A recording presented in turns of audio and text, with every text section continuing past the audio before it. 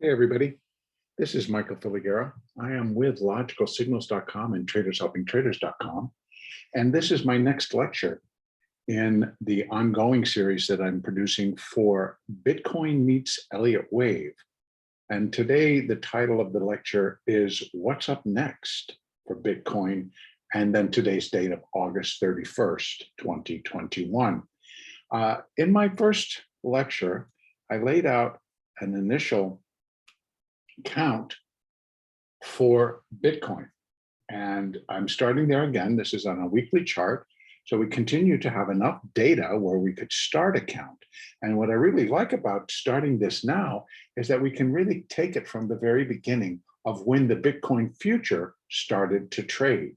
So again, I started with on an intermediate level. So again, the degrees are the intermediate is labeled yellow, the minor is the saddle brown, the minute is gray, and the subminute is purple. So let's just kind of review where I left off at the end of that first lecture. We have the market starting at the top of an intermediate first wave.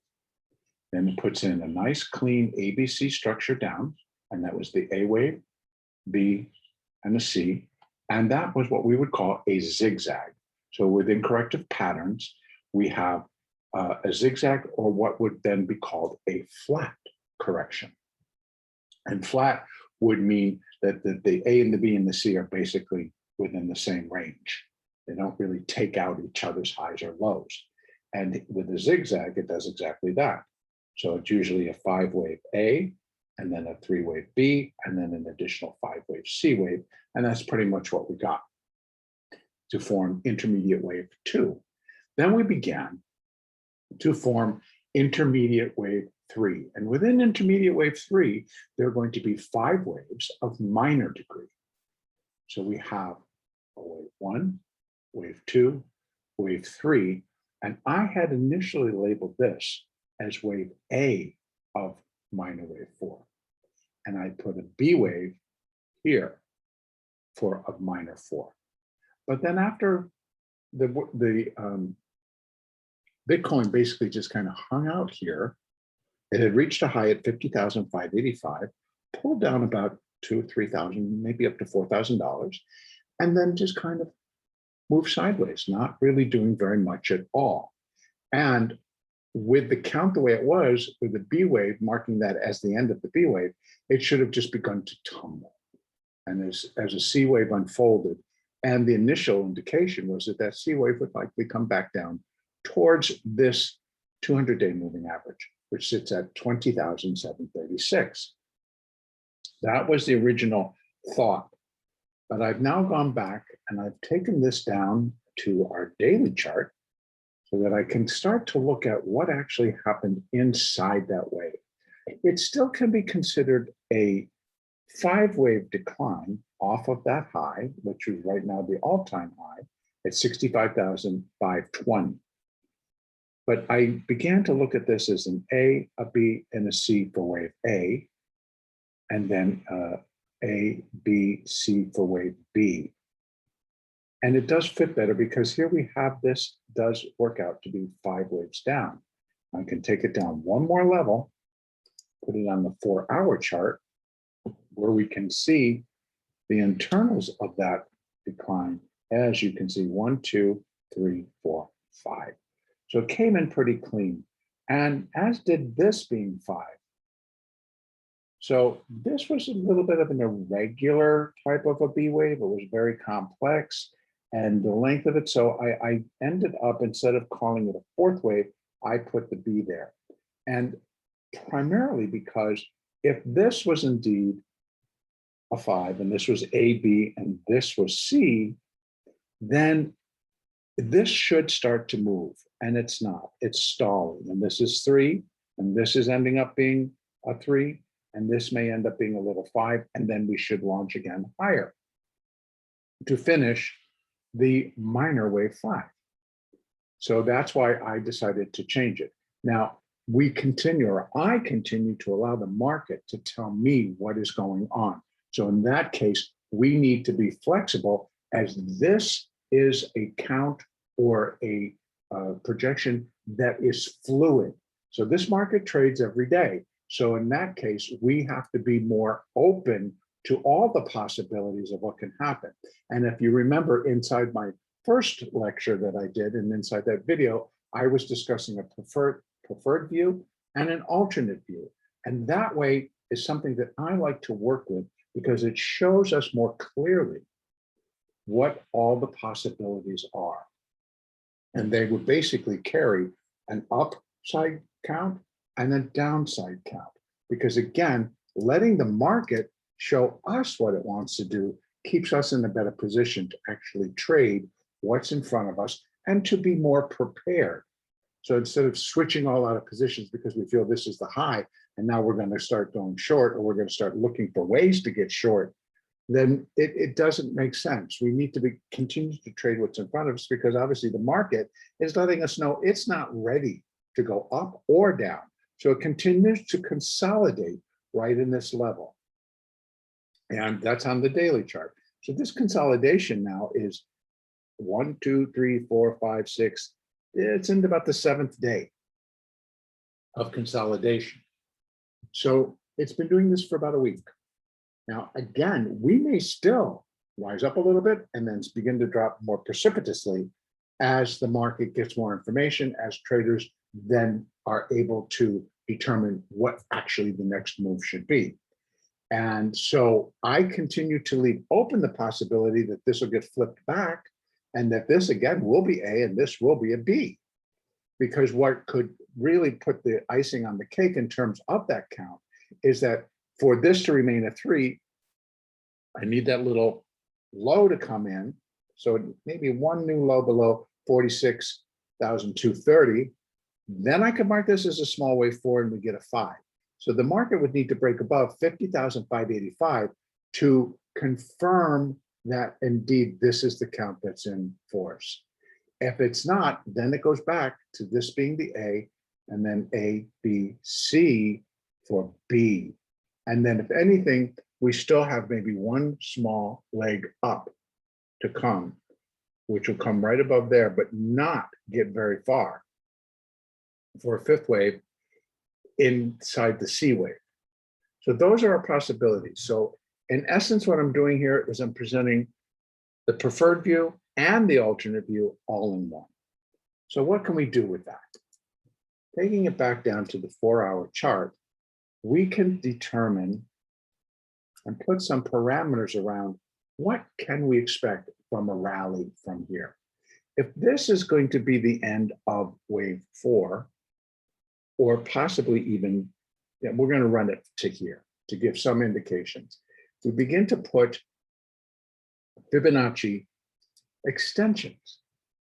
And what those extensions are doing, it just is relating the moves of 2 waves that are relatable. So let me put this up. There it is. And now I'm just going to park and move this right there to 30. There, we'll leave it right there. If indeed we're looking for a 5th wave, then it's related to the 3rd wave in the following way. The first relationship would be is that wave 5 is equal to 0.618 times the distance of wave 3. That comes in at 59,490. But indeed, if this is going to be a minor 5th wave as it comes up, then we're going to be looking for a lot additional highs. So I'm going to stop right there, move back out to our weekly chart. And now we're going to add an additional same type of Fibonacci that we're looking at. So in other words, here we're looking at the minute 5th wave. And now we're going to look at the minor 5th wave. What are the capabilities of that minor 5th wave? So I'm going to put this up to that high, down to this low, if this is wave 4, right there. Now, let me take this back down to that 4-hour chart. And now we begin to see, did I get there right? Not quite. So let me just and really, I want to be precise on this because it does affect our numbers. And so we're trying to get as accurate as we possibly can. And I'm going to go, where was that number? 60. So really, that one's got to be right. So it's 65,520. That would be the high value. And we are down at 2,800. So we'll fix that. And the starting point was 4,000, right? 180. Okay, let's change that. Okay. And that's good. Okay, so now we're looking at what the possibilities for the minute wave 5 and then the minor wave 5. Let's see where we might get some overlap. And we begin to get overlap right here at 67,705. Now, if this fifth wave, what the expectations would be for a minor fifth wave is that it takes out that high at 65,055. It creates a new high. The minimum would be 67,005. And that happens to be where the minute wave 5 would be equal in length to minute 3. But let's continue to go higher. Oops, it doesn't want to. So it should though. There you go. Come on. So we actually can build, here's our next sequence that it starts to group together. And that would be where the minute wave 5 would be 1.382 times the length of that minute 3. And that comes in at 75,920. And then the minor wave 5 would be equal to 0.786 times the length of the minor 3. And that comes in at 77,013. And then we continue to have resistance until we get up here, where minor 5 would be equal in length to minor 3, totally acceptable under Elliott rules and guidelines. And that comes in at $90,140. And actually, it still is in the range of possibilities that minute 5 would equal 200% times the length of minute 3. And that works. And I'll tell you why. Under Elliott rules, here is the breakdown. And out of a 5-wave structure, wave 3 is most commonly the longest and the strongest, but it cannot be the shortest out of that 5-wave sequence, out of waves 1, 3, and 5. Here we have wave 1. It's the shortest. So wave 5 can extend and get up here and still leave it as a 5-wave rally up. So now we're sitting at a 4-hour chart. So that's putting in several days. If I move this out to the daily chart, it's going to make it even a little bit clearer that this is going to take some time to get up there. But what we're really looking for is for the market, come on, thank you, for the market to get going. And that in this 5th wave, it should. It should definitely just begin to move itself higher and then actually have possibilities to accelerate and break above initially that 65,520. Now that would be a minimum. That's what I'd be looking for, a minimum, new highs above that level. If indeed this is going to be minor 4 and we're looking for that minor 5th wave. Now remember, as we get up to these highs, what we're completing on a little bit larger level is that, I'll move back out to the weekly, that there is the end, there's intermediate wave 1, intermediate wave 2. We're in the middle stages actually, and now if we're in minor 5, we're in the top 5th of this entire move, which will come put together equals intermediate wave 3.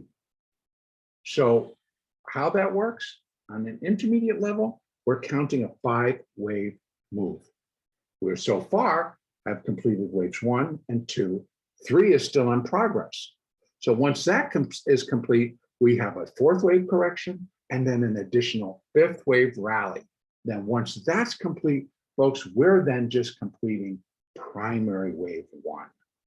So in essence, now you see that in the last lecture, I talked about how Elliott wave is a series of building blocks. And I made the analogy that building blocks and blockchains. So, and the reason I kind of put that together is because the more I investigate and look at what is really going to propel the cryptocurrency markets, it's the technology, not necessarily that it's Bitcoin. It's the technology behind all of this. It's the technology of these blockchains. It's the improvements. It's the ability to provide the security that's going to be needed as assets are transferred immediately with great speed and accuracy around the globe. So this market is just beginning to grow, in my opinion.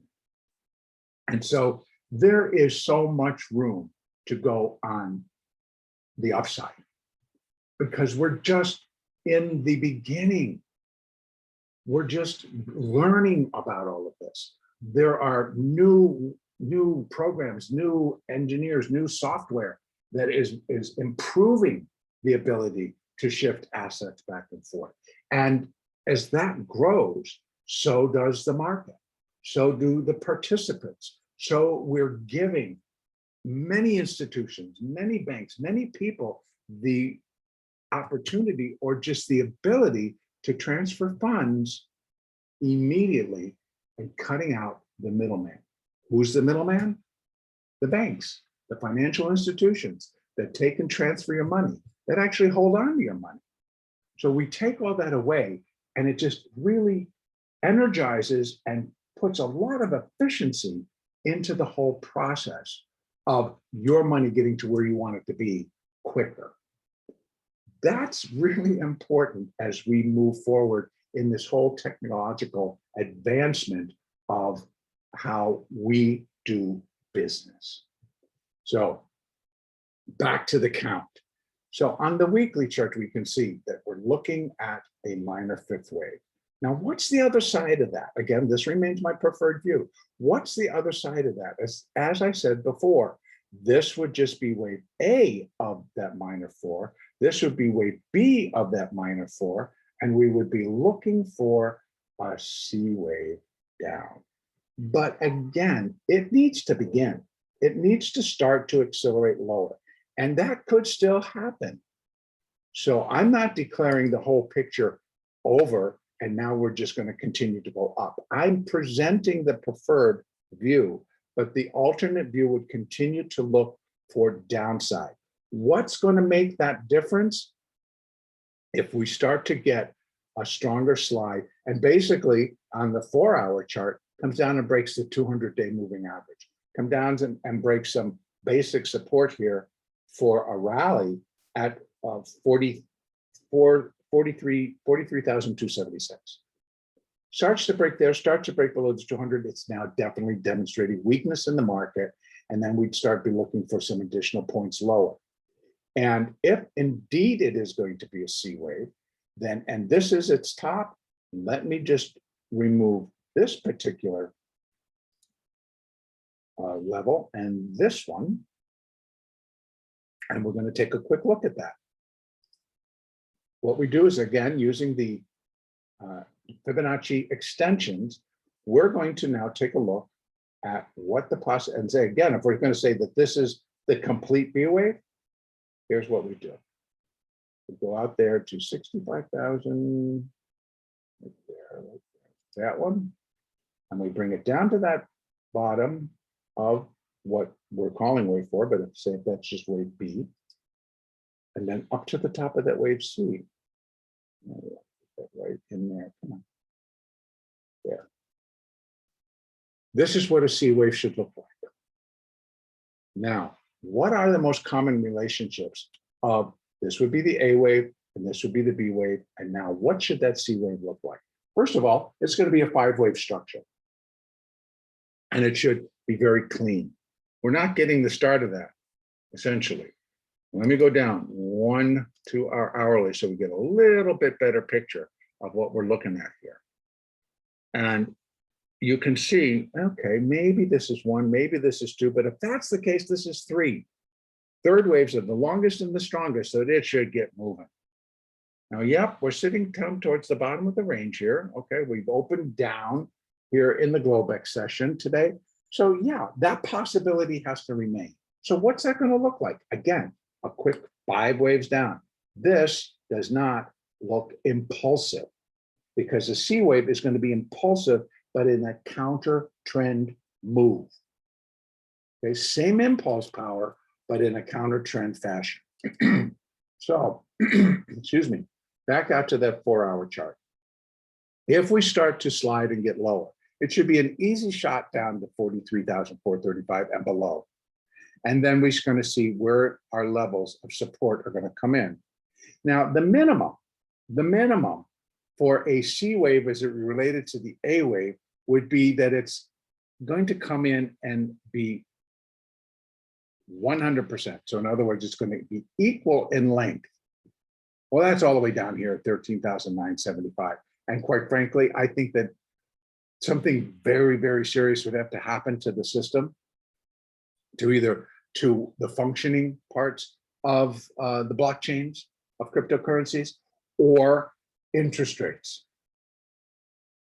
Bitcoin tends to be very sensitive to interest rates. So there's a lot that can happen to force mass liquidation of positions. So I don't necessarily see that.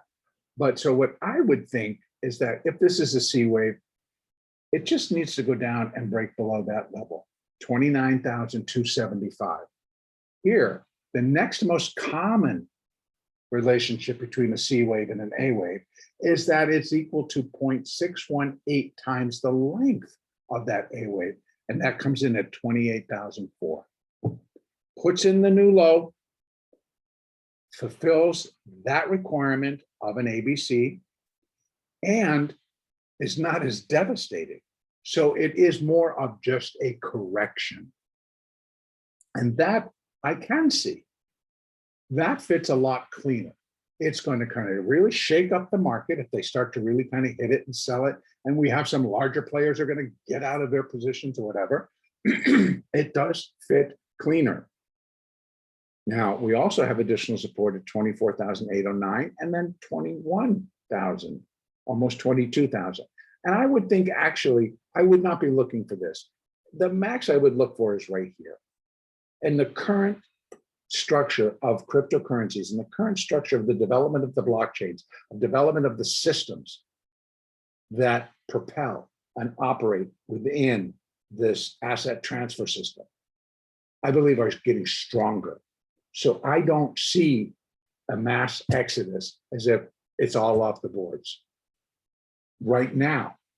But again, if something should be known and then it's put out, then of course that's going to change the outlook.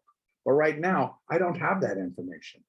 So we're going to let the market tell us. If indeed this was wave A and this is wave B, I'm looking for it to start to really increase the downside speed.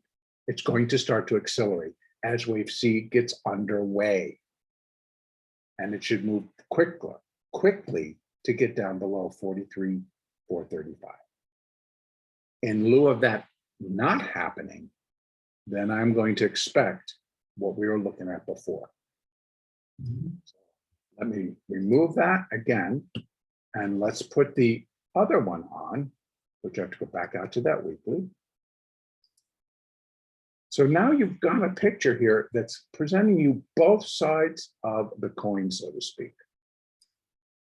And that I think is important because now we're ready. And now we kind of can have where we think anything's going to come from. So if we're going to get a serious decline that's going to take us back down towards this 13,000 level, something's going to have to kick it in the teeth. Something's going to have to shock the system, shock the market to get it to turn and exit that hard. Can it happen? Sure. Stranger things have happened in all the markets that I follow. And so I would be surprised, and that surprise is what's going to drive the downside. but I'm not looking for it. And that's why it would be a shock. People are not expecting it and they're not looking for it. When it hits, mass exit. But that's going to be the clue. If this thing just starts to drop, you're going to know. So right now, I'm going to leave this in as my preferred count. And we can add that one additional, and that's to say that if this 4 is over. Now, again, look at this on the weekly. This is the weekly moving at 4-day moving average. That doesn't have as much effect on the weekly, but if I'm going to bring it down to the daily, it is sitting just below it. And it's no big deal, but it's sitting just below it. And so it can recover it, both the 4 and the 8. But if it comes down and starts to break the 20, it's beginning to display weakness. If it breaks the 50, this is the daily 50, it's now truly displaying market weakness. Now, again, it's going to have to close below these, close below the 20. It can't just come down, touch it, and go back up. That's not displaying weakness, that's displaying support. And then we would look for the rally to continue. If it comes down and breaks it and closes below, we have market weakness. Then we're looking for a move down to 42,665 with some support at 42,925. If it comes down and breaks and closes below the 50, now we have more serious market weakness, and we've been looking for a continued drop. That's how we're going to, put together something's up in the market, something's showing weakness. And if we don't necessarily know, because we're not pulling it out of the news or we're not getting any sustenance in terms of information from the market, we at least now can get an idea that they're displaying weakness in the market. And I'd be looking for it, and raises the alarm that, well, possibly we are in that ABC and we're going to come down to this 27 to 23 area. Remember, 28, this low is actually 28,800. We had support just around the 27 down to 26, and then again at 23. Not that severe, but again, from here, it's $20,000. So if the market starts to display weakness, then yeah, then we kind of come back, and that this is only A of 4, B of 4, and we got a C of 4, and this 4 would then move over. That's how the fluidity in the market helps us to adjust our counts. So I'm still quite satisfied with how this has all been labeled. So I'm leaving that as is. This is what remains in motion. And as to direction right now, I'm believing, because of the hesitation up at these higher levels, that it's just consolidating before it starts to make its next move higher in the form of a minute fifth wave. Then if that gets underway and we start to break above 50,585, I'm going to feel much stronger that we're going to eventually go up and break 65,520. This is where I'm going to leave this particular lesson. So again, just to kind of review what we've talked about here today, we reviewed the count that stands, that I'm quite satisfied with how things have been labeled. And I'll move it back out to that weekly so we can see it. I'm very pleased with this, again, from that beginning. And then I also reviewed that what are we doing? We still only have intermediate waves 1 and 2 complete. Intermediate wave 3 is still in force. That suggests that we're going to move higher. That suggests that this minor fifth wave would just be completing intermediate wave 3. Then we have a fourth wave correction, again, an ABC in a counter trend move, and we still have a fifth wave advance. That's the one that I think, if all plays out, will take Bitcoin above $100,000.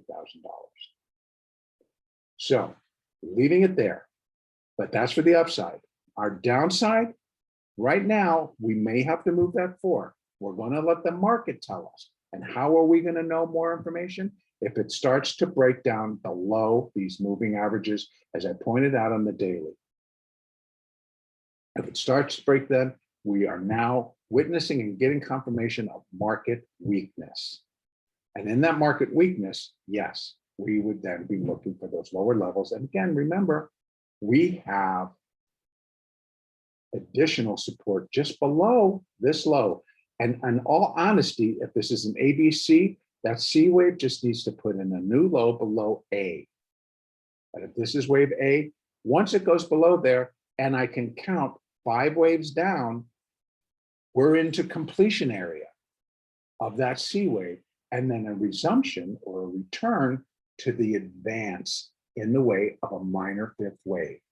So any decline from here, as long as we don't break and get news that's going to force this market lower, we're just displaying market weakness, and again, in a corrective counter trend move. So counter trend suggests and means the market is still in an upward trend. It's in a bull trend. That trend would be broken if it comes down below those levels I talked about. If the trend could still be on a much different alternate view, would start a new bull phase, and that this would not remain. This would be a larger A, B, and a larger C wave. And that C wave would be expected to break below 31.35. Now, if that's the case, it's a major shock to the system, a major shock to the market. Something completely falls apart.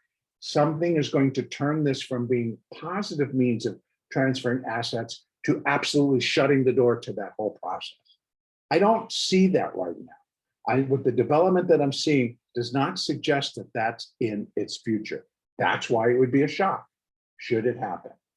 But that's what I would expect. So the alternate view suggests A, B, C.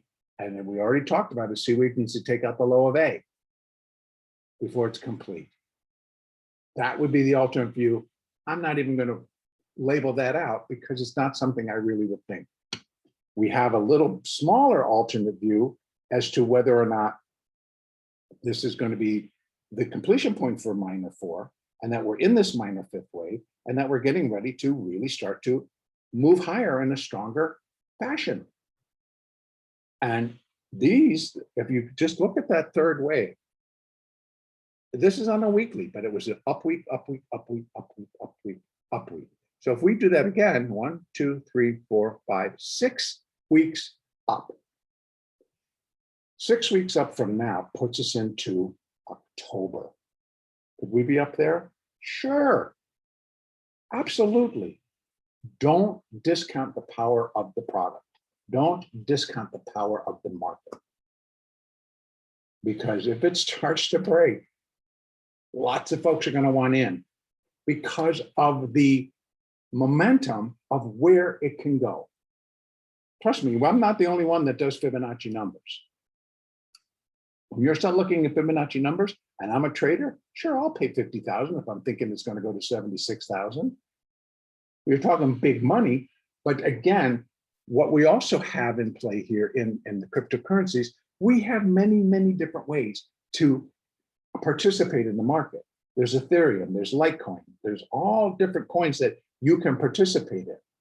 And eventually when I can get charts that have enough information, I'll begin to add those to our picture.